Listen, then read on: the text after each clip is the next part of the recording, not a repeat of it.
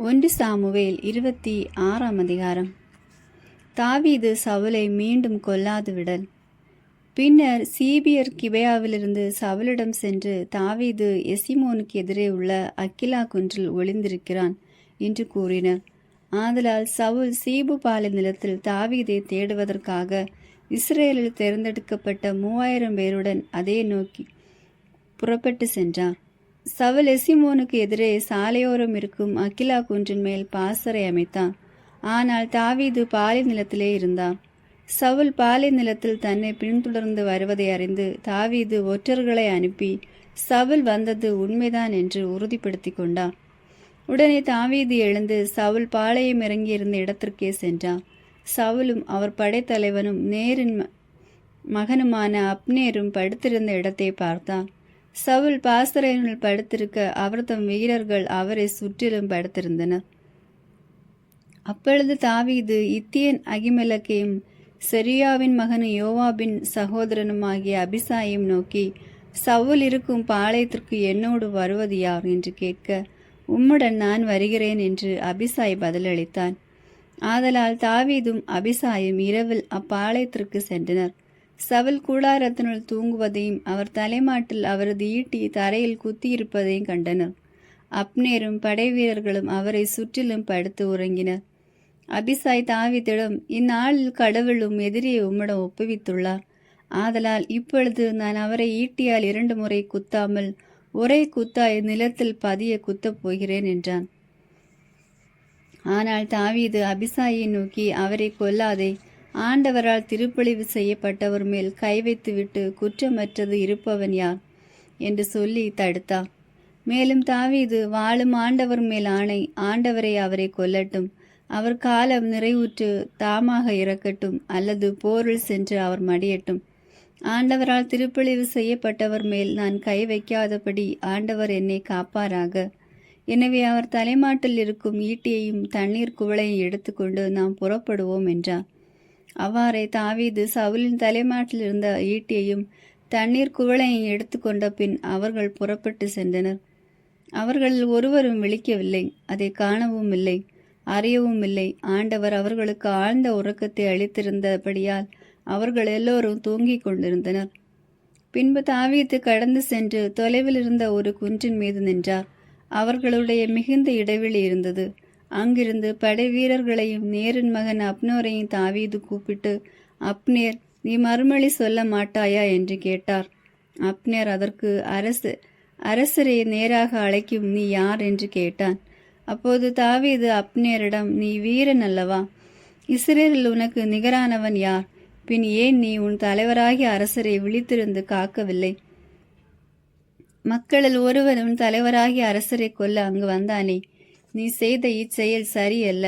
ஆண்டவரால் திருப்பழிவு செய்யப்பட்ட உங்கள் தலைவரை நீங்கள் விழித்திருந்து காக்க தவறியதான் நீ சாவுக்கு உள்ளாவாய் என்று வாழும் ஆண்டவர் மேல் ஆணையிட்டு கூறுகிறேன்.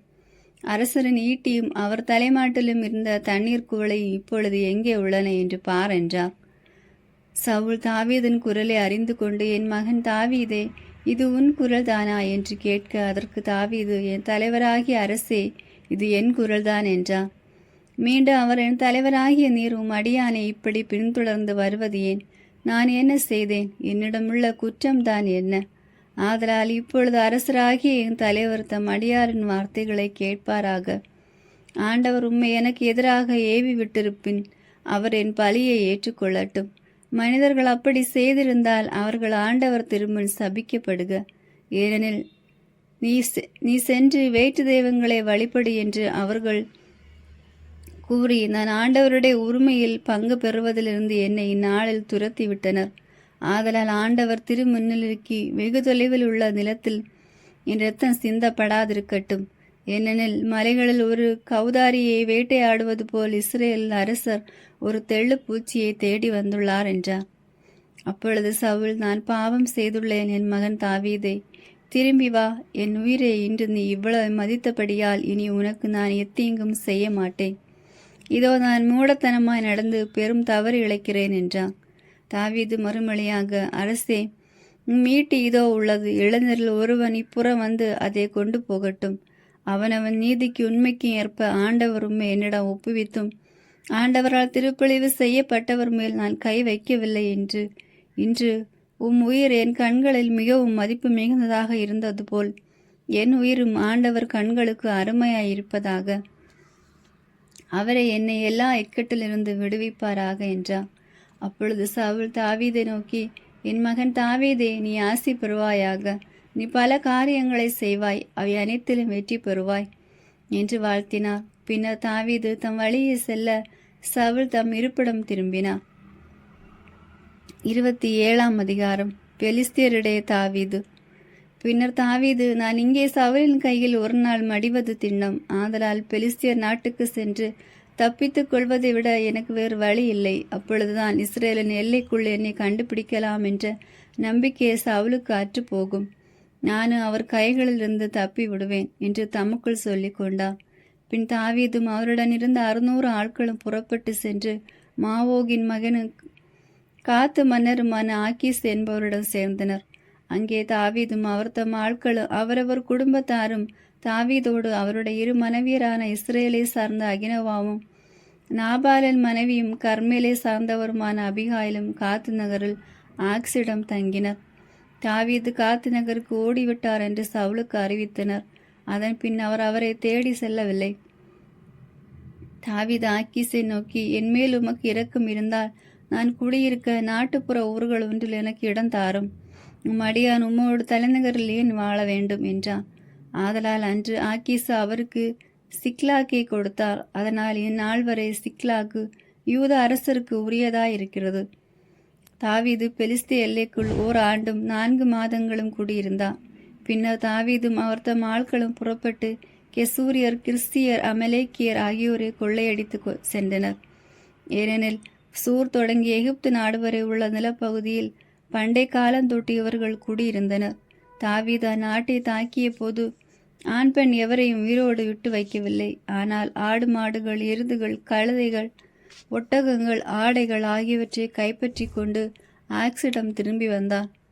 ஆக்கீஸ் அவரிடம், இன்று யார் என்னை கொள்ளையடித்தீர் என்று கேட்க, தாவீது மறுமொழியாக, யூதாவின் தென்பகுதியில் அல்லது எரகுமேலின் தென்பகுதியில் அல்லது கேனியரின் தென்பகுதியில் கொள்ளையடித்தேன் என்பார். தாவீது ஆண் பெண் எவரையும் உயிரோடு விட்டு வைப்பதில்லை. ஏனெனில் அவர்கள் யாராவது காத்துக்கு செய்தி கொண்டு வந்தால், இவ்வாறெல்லாம் தாவீது எங்களுக்கு செய்தான் என்று மன்னரிடம் தம்மை பற்றி தெரிவித்து விடுவார்கள் என்று தாவீது நினைத்தான். அவர் பெலிஸ்திய நாட்டில் குடியிருந்த காலமெல்லாம் இதுவே அவரது வழக்கமாயிருந்தது. ஆக்கீசு தாவீதின் மேல் நம்பிக்கை வைத்தார். ஏனெனில் அவர் இஸ்ரேலராகிய தம் மக்களின் முழு வெறுப்புக்கு ஆளாகியுள்ளதால் அவர் என்றும் என் பணியாளராயிருப்பார் என்று நினைத்தார். 28ஆம் அதிகாரம். அக்காலத்தில் பெலிஸ்தியர் இஸ்ரேலுக்கு எதிராக போர் தொடுக்க தங்கள் படைகளை ஒன்று திரட்டினர்.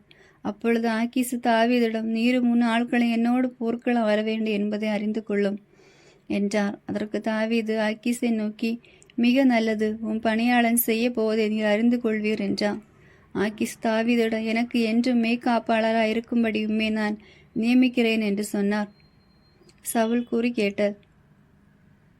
சாமுவேல் இறந்தார். இஸ்ரேலர் அனைவரும் அவருக்காக துக்கம் கொண்டாடிய பின் அவரது நகரான ராமாவில் அவரை அடக்கம் செய்தனர்.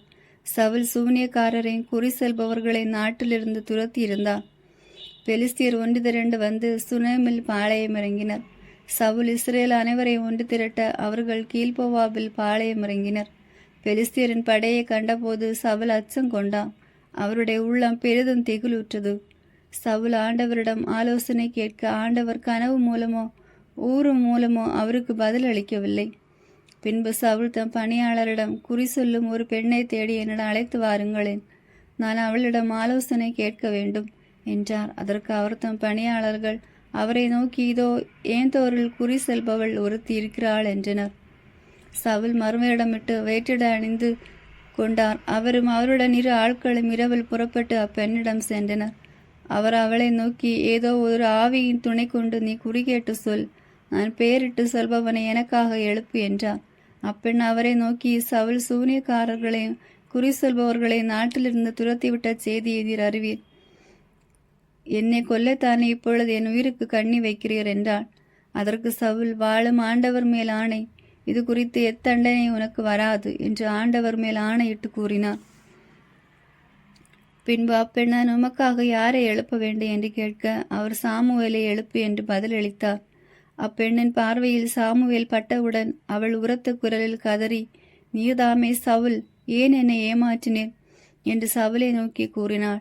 அதற்கு அரசர் அவளை நோக்கி, அஞ்சாதே, நீ பார்ப்பது என்ன என்று கேட்க, அதற்கு அவள் சவுலிடம், நிலத்திலிருந்து தெய்வ உருவம் ஒன்று வெளிவருவதை காண்கிறேன் என்றாள். அவர் அவளிடம், அதன் தோற்றம் என்ன என்று கேட்க, அதற்கு அவள், முதியவர் ஒருவர் எழுந்து வருகிறார், அவர் ஒரு போர்வை அணிந்திருக்கிறார் என்றாள். அவர் சாமுவேல்தான் என்று சவுல் அறிந்து முகங்குப்புற தரையில் விழுந்து வணங்கினார். அப்பொழுது சாமுவேல் சவுலை நோக்கி, என்னை எழுப்பி நீ ஏன் தொந்தரவு செய்கிறாய் என்று கேட்க, அதற்கு சவுல், நான் பெரும் இக்கட்டில் இருக்கிறேன், ஏனெனில் பெலிஸ்தியர் எனக்கு எதிராக போர் தொடுத்து வந்துள்ளனர். கடவுள் என்னை விட்டு அகன்று சென்று விட்டார். இறைவாக்கினர் மூலமாகவோ அவர் எனக்கு பதில் சொல்லுவதில்லை. ஆதலால் நான் என்ன செய்ய வேண்டும் என்று எனக்கு அறிவிக்கும்படி உம்மை நான் அழைத்தேன் என்றார். அதற்கு சாமுவேல், ஆண்டவர் உன்னை விட்டு விலகி உன் பகைவராய் மாறிய பின் என்னிடம் ஏன் ஆலோசனை கேட்கிறாய்? ஆண்டவர் என் மூலம் உரைத்தது போல் உனக்கு செய்தார். அரசை உன் கையினின்று பறித்து உனக்கு அடுத்திருப்பவனாகிய தாவீதிடம் கொடுப்பார். நீ ஆண்டவரின் வார்த்தையை கேளாமலும் அமலேக்கின் மேல் அவருக்கு இருந்த வெஞ்சினத்திற்கு ஏற்ப நீ நடந்து கொள்ளாமல் இருந்ததால் ஆண்டவர் இதை செய்துள்ளார். மேலும் ஆண்டவர் உன்னையும் உன்னோடு இருக்கும் இஸ்ரேல் மக்களையும் பெலிஸ்தியரிடம் ஒப்புவிப்பார். நாளை நீயும் உன் புதல்வர்களும் என்னுடன் இருப்பீர்கள். ஆண்டவர் இஸ்ரேல் படையும் பெலிஸ்தியர் கையில் ஒப்புவிப்பார். சாமுவேலின் வார்த்தைகளினால் அச்சமுற்ற சவுல் உடனே தரையில் நெடுங்கிடாயே விழுந்தார். மேலும் அவர் இரவு பகலாய் ஒன்றும் உண்ணாது இருந்தமையால் வலிமையற்றிருந்தார். அப்பெண் சவுலிடம் நெருங்கி வந்து அவர் மிகவும் கலக்கமுற்றிருப்பதை கண்டு அவரை நோக்கி, இதோ உம் அடியாளும் சொல்லை கேட்டு என் உயிரை பொருட்படுத்தாது நீர் சொன்ன உம் வார்த்தைகளுக்கு கீழ்ப்படிந்தேன். ஆதலால் இப்பொழுது நீர் உம் அடியாளின் வார்த்தைகளை கேளும். நான் உமக்கு முன் கொஞ்சம் அப்பம் வைக்கிறேன். வழிப்பயணத்திற்கான வலிமையை நீர் பெறுவதற்கு அதை நீர் உண்ணும் என்றாள். அதற்கு அவர், நான் உண்ண மாட்டேன் என்று மறுத்தார். ஆனால் அப்பெண்ணுடன் சேர்ந்து அவருடைய பணியாளர்கள் வற்புறுத்தவே அவர் அவர்களது சொல்லுக்கு இசைந்தார். அதனால் அவர் தரையிலிருந்து எழுந்து படுக்கையின் மேல் உட்கார்ந்தார். அப்பெண் தன் வீட்டில் ஒரு கொழுத்த கன்றுக்குட்டி வைத்திருந்தாள். அதை விரைவில் அடித்து மாவை எடுத்து பிசைந்து புளிப்பற்ற அப்பங்கள் சுட்டாள். அவள் அவற்றுக்கு சவுலுக்கு அவர் தம் பணியாளர்களுக்கு முன்னே வைத்தாள். அவர்களும் உண்டனர். பின்னர் அவர்கள் எழுந்து அன்றிரவை புறப்பட்டு சென்றனர். 29ஆம் அதிகாரம்.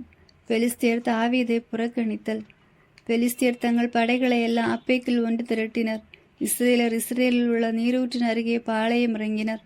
பெலிஸ்தியரின் தலைவர்கள் 100 படைகளுடனும் 1000 படைகளுடனும் அணிவகுத்து சென்றனர். தாவீதும் அவருடைய ஆட்களும் ஆக்கீஸோடு கடைக்கோடியில் சென்றனர். அப்பொழுது பெலிஸ்திய படைத்தலைவர்கள், இந்த எபிரேயர் இங்கே என்ன செய்கின்றனர் என்று கேட்க, அதற்கு ஆக்கீஸ் அவர்களை நோக்கி, இஸ்ரேலின் அரசர் சவுலின் பணியாளராயிருந்த இந்த தாவீதை பல நாட்களாக ஆண்டுகளாக என்னோடு இருக்கவில்லையா? அவர் என்னிடம் வந்த முதல் இந்நாள் வரை அவரிடம் ஒரு குற்றமும் நான் காணவில்லை என்றான். ஆனால் பெலிஸ்திய படைத்தலைவர்கள் அவர் மீது சினமுற்று அவரை நோக்கி, நீர் குறித்து கொடுத்துள்ள இடத்திற்கு இந்த தாவீதை திருப்பி அனுப்பு. நம்மோடு அவன் போருக்கு வரலாகாது. போரில் அவன் நமக்கு எதிராக எழலாம் அன்றோ? இவன் எதனால் என் தலைவனோடு நல்லுறவு கொள்வான்? இங்கிருக்கும் ஆட்களின் தலைகளை வெட்டுவதால் அல்லவா? சவுல் 1000 பேரை கொன்றான், ஆனால் தாவீது 15,000 பேரை கொன்றான் என்று சொல்லி பெண்கள் தங்களுக்குள் பாடி ஆடியது இந்த தாவீதை குறித்து அன்றோ என்றனர். அப்பொழுது ஆக்கீசு தாவீதை அழைத்து அவரிடம், வாழும் ஆண்டவன் மேல் ஆணை, நீர் நேர்மை மிக்கவர். நீர் போருக்கு என்னோடு செல்வது சரியாகவே தோன்றுகிறது. ஏனெனில் நீர் என்னிடம் வந்த நாள் முதல் இன்று வரை உம்மிடம் நான் ஒரு குற்றமும் நான் காணவில்லை. இருப்பினும் நீர் வருவதை தலைவர்கள் விரும்பவில்லை. ஆதலால் இப்பொழுது திரும்பி செல்லும். பெலிஸ்தியரின் தலைவர்கள் மனம் வருந்துமாறு எதையும் செய்யாதீர், சமாதானமாய் செல்லும் என்றார். ஆனால் தாவீது அவரிடம், நான் செய்தது என்ன? நான் மன்னராகிய என் தலைவரின் எதிரிகளுடன் போரிட செல்லாதவாறு நான் உம்மிடம் வந்த நாள் முதல் இன்று வரை அடியனிடம் நீர் கண்டது என்ன என்று கேட்டார். அதற்கு ஆக்கீசு தாவீதை நோக்கி, கடவுளின் தூதரை போல் நீர் என் பார்வையில் குற்றமற்றவர் என்பது எனக்கு தெரியும். இருப்பினும் இவன் எங்களோடு போருக்கு வரலாகாது என்று பெலிஸ்திய படைத்தலைவர்கள் சொல்கிறார்கள். ஆதலால் உம்முடன் பிரிந்து வந்த தலைவர் சவுலின் பணியாளர்களுடன் நீர் அதிகாலையில் எழுந்து விடுவதற்குள் புறப்பட்டு செல்லும் என்றார். ஆதலால் தாவீதும் தம் ஆட்களுடன் அதிகாலையில் புறப்பட்டு பெலிஸ்திய நாட்டிற்கு திரும்பினார். ஆனால் பெலிஸ்தியர் இஸ்ரேலுக்கு சென்றனர்.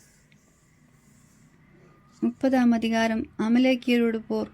3ஆம் நாள் தாவீதும் அவர் தம் ஆட்களும் சிக்லாக்கை அடைவதற்குள் அமலேக்கியர் நெகேபு, சிக்லாக் ஆகிய பகுதிகளை கொள்ளையடித்தனர். சிக்லாக்கை தாக்கி தீக்கிரையாக்கினர். அங்கிருந்த பெண்கள் மற்றும் சிறியோர் பெரியோர் அனைவரையும் சிறைப்பிடித்து ஒருவரையும் கொன்று விடாமல் அவர்களை கூட்டிக் கொண்டு தங்கள் வழியே சென்றனர். தாவீதும் அவர் தம் ஆட்களும் நகருக்கு வந்தபோது அது நெருப்பினால் அழிக்கப்பட்டிருப்பதையும் தங்கள் மனைவியர், புதல்வர் மற்றும் புதல்வியர் சிறைப்பட்டிருப்பதையும் கண்டார்கள். அப்பொழுது தாவீதும் அவருடன் வந்த மக்களும் வலிமையுள்ள மட்டும் ஓலமிட்டு அழுதனர். தாவீதின் இரு மனைவியராகி இஸ்ரேலை சார்ந்த அகினோவாமும் கர்மேலை சார்ந்த நாபாலின் கைம்பெண்ணான அபிகாலும் கூட சிறைப்பிடிக்கப்பட்டிருந்தனர். தாவீது மிகவும் மன வருத்தம் அடைந்தார். வீரர் அனைவரும் தங்கள் புதல்வர் புதல்வியர் பொருட்டு மிகவும் துயரற்றதால் அவரை கல்லால் எறிய வேண்டியன பேசிக் கொண்டனர். ஆனால் தாவீது கடவுளாகிய ஆண்டவரின் வலிமை பெற்றிருந்தார். பின்பு தாவீது அமலேக்கின் மகன் குரு அபிதாயத்தரிடம் ஏபோதை என்னிடம் கொண்டு வாரும் என்று கூறவே அபியத்தார் ஏபோதை தாவீதிடம் கொண்டு வந்தார். அப்பொழுது தாவீது, நான் கொள்ளை கூட்டத்தாரை பின்தொடரட்டுமா, நான் வெற்றி கொள்வேனா என்று ஆண்டவரிடம் வினவினார். அதற்கு அவர், பின்தொடர், நீர் வெற்றி அடைவது உறுதி, சிறைப்பட்டோரை மீட்பதும் உறுதி என்று பதிலளித்தார். ஆதலால் தாவீது அவருடன் இருந்த 600 பேரும் புறப்பட்டு பெசேர் என்ற ஓடைக்கு வந்தனர். களைப்படைந்தோர் அங்கேயே தங்கிவிட்டனர். எனவே தாவீது 400 பேரோடு அவர்களை பின்தொடர்ந்தார். களைப்படைந்த 200 பேர் பெசேர் ஓடையை கடக்க இயலாமல் அங்கேயே தங்கிவிட்டனர். வயல்வெளியில் ஓர் எகிப்தியனை கண்டு அவனை தாவீதிடம் அழைத்து வந்தனர். உண்பதற்கு அப்பமும் குடிப்பதற்கு தண்ணீரும் கொடுத்தனர். மேலும் அவர்கள் அத்திப்பழ அடையின் ஒரு துண்டையும் வற்றாலான திராட்சைப்பழ அடைகள் 2ஐயும் அவனுக்கு கொடுத்தனர். அவன் இவற்றை சாப்பிட்ட பின் புத்துயிர் பெற்றான். ஏனெனில் அவன் இரவு பகல் 3 நாளாய் அப்பம் உண்ணாமலும் தண்ணீர் குடிக்காமலும் இருந்தான். தாவீது அவனை நோக்கி, நீ யாரை சேர்ந்தவன், எங்கிருந்து வருகிறாய் என்று கேட்டார். அதற்கு அவன், நான் ஓர் எகிப்திய இளைஞன், ஒரு அமலேக்கிய மனிதரின் பணியாளர். நான் நோயிற்றதால் 3 நாட்களுக்கு முன் என் தலைவர் என்னை விட்டு சென்றார். நாங்கள் கிரேத்தியரின் தென்பகுதியையும் யூதாவின் தென்பகுதியையும் காலேபின் தென்பகுதியையும் கொள்ளையடித்து சிக்லாகை தீக்கிரையாக்கியிருந்தோம் என்று பதிலளித்தான். தாவீது அவனிடம், அக்கொள்ளை கூட்டத்தாரிடம் என்னை அழைத்து செல்வாயா என்று கேட்க, அவன் என்னை கொல்லவோ அல்லது என் தலைவரிடம் என்னை ஒப்புவிக்கவோ மாட்டீர் என்று ஆண்டவர் பெயரால் எனக்கு ஆணையிட்டு கூறுங்கள், அப்பொழுது நான் அக்கூட்டத்தாரிடம் உங்களை அழைத்து செல்வேன் என்றான். அவ்வாறே அவன் தாவீதை அழைத்து சென்ற போது, இதோ தாங்கள் பெலிஸ்திய நாட்டு நின்றும் யூத நாட்டு நின்றும் கொண்டு வந்த மாபெரும் கொள்ளை பொருளைகளை முன்னிட்டு அவர்கள் வெளியில் கும்பல் கும்பலாய் உண்டு குடித்து நடனமாடி கொண்டிருந்தனர். தாவீது அன்று மாலை தொடங்கி மறுநாள் மாலை வரை அவர்களோடு போரிட்டார். ஒட்டகங்கள் மீது ஏறி ஓடிய 400 வீரர்களை தவிர அவர்கள் ஒருவனும் தப்பவில்லை. அமலேக்கியர் கொண்டு சென்ற எல்லாவற்றையும் தாவீது மீட்டதுடன் தம் மனைவியர் 2வரையும் விடுவித்தார். அவர்கள் சிறைப்பிடித்தவர்கள் சிறுவரோ முதியவரோ புதல்வரோ புதல்வியரோ எவரும் விடுபடாமல் அவர் மீட்டார். கொள்ளை பொருட்கள் அனைத்தையும் தாவீது மீட்டு கொண்டு வந்தார். ஆடு மாடுகள் எல்லாவற்றையும் தாவீது கைப்பற்றினார். அந்த கால்நடைகளை தாவீதுக்கு முன் ஓட்டி வந்த மக்கள், இது தாவீதின் கொள்ளை பொருள் என்றனர். பின்பு களைப்பு மிகுதியினால் தாவீதை பின்தொடராமல் பெசேர் ஓடை அருகே தங்கிவிட்ட 200 பேரிடம் தாவீது வந்தார். அப்போது அவர்கள் தாவீதை அவரோடு இருந்த மக்களையும் சந்திக்கு எதிர்கொண்டு சென்றனர். தாவீது அம்மக்களை நெருங்கிய போது அவர்களுக்கு நல்வாழ்த்து கூறினார். ஆனால் தாவீதோடு சென்றவர்களில் இருந்த தீயவர் மற்றும் கயவர் எல்லோரும், அவர்கள் நம்முடன் வராததால் நாம் மீட்டு கொண்டு வந்த கொள்ளை பொருட்கள் ஒன்றும் அளிக்க மாட்டோம். அவர்கள் ஒவ்வொருவரும் தன் மனைவியையும் பிள்ளைகளை மட்டும் அழைத்து செல்லட்டும் என்றனர். அதற்கு தாவீது, என் சகோதரர்களே, ஆண்டவர் நமக்கு அழைத்துள்ளவற்றிலிருந்து இப்படியெல்லாம் நீங்கள் செய்யக்கூடாது. அவரே நம்மை காப்பாற்றி நமக்கு எதிராக வந்த கொள்ளை கூட்டத்தினரை நம் கையில் ஒப்படைத்தார். இதன் பொருட்டு நீங்கள் சொல்வது யார் கேட்பார்கள்? ஏனெனில் போரிட செல்வோரின் பங்கு எவ்வளவோ அதே அளவுதான் போர் பொருட்களை காத்தவரின் பங்கும் இருக்கும். இருவரின் பங்கும் சமமாகவே இருக்கும் என்றார். இந்த முறையை இன்று வரை உள்ளது போல் இஸ்ரேலர் பின்பற்றும்படி தாவீது நியமமும் கட்டளையுமாக ஏற்படுத்தினார். தாவீது சிக்லாக் வந்தபோது கொள்ளை பொருட்கள் ஒரு பகுதியை யூதாவின் பெரியோர்களான நண்பர்களுக்கு அனுப்பி வைத்து கூறியது, இதோ ஆண்டவரின் எதிரிகளிடமிருந்து கொள்ளையடிக்கப்பட்ட பொருட்கள் ஒரு பகுதியை உங்களுக்கு என் அன்பளிப்பாய் அனுப்புகிறேன் என்றார். பின்வரும் தன் நண்பர்களுக்காக அவர் அனுப்பினார். பெத்தேல், ராமோத்தின் தென்பகுதி ஆகியவற்றிலிருந்தோர், அரேரியர், சிப்போத்து, எசுதாமோகு ஆகியவற்றிலிருந்தோர், ராக்கால், ரெகுமேலர் நகர்கள், கேனியர் நகர்கள் ஆகியவற்றிலிருந்தோர், ஓர்மா, பெராசான், அத்தாகு ஆகியவற்றிலிருந்தோர், எப்ரோனில் தாவீதும் அவர் தம் ஆட்கள் நடமாடிய எல்லா இடங்களிலும் இருந்தோர். 31ஆம் அதிகாரம். சவுலின் இறப்பு. பெலிஸ்தியர் இஸ்ரேலுக்கு எதிராக போரிட்டனர். பெலிஸ்தியருக்கு முன் இஸ்ரேலர் புறமுதுகிட்டு ஓடினர். பலர் கில்போவா மலையில் வெட்டுண்டு வீழ்ந்தனர். பெலிஸ்தியர் சவுலை அவன் புதல்வர்களையும் பின்தொடர்ந்து அவர் தம் புதல்வர்களான யோனத்தான், அபினதாபு, மல்கிசுவா ஆகியோரை வெட்டி கொண்டனர்.